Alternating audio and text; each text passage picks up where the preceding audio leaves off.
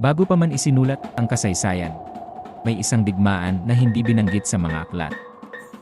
Isang datu, isang kuta, isang panata na hindi kailanman yumuko sa dayuhan.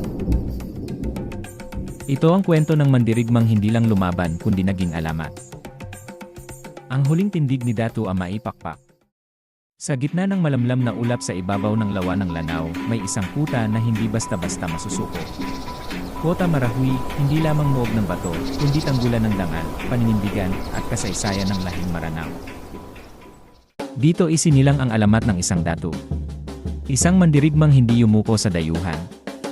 Siya si Datu Amai Pakpak. Si Datu Amai Pakpak, kilala rin bilang Akadir Akobar, ay hindi lamang pinuno.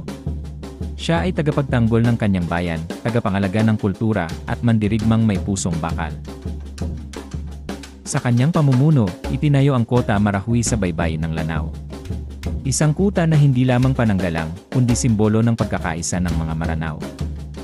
Ang kanyang kampilan ay hindi lamang sandata, ito'y panata.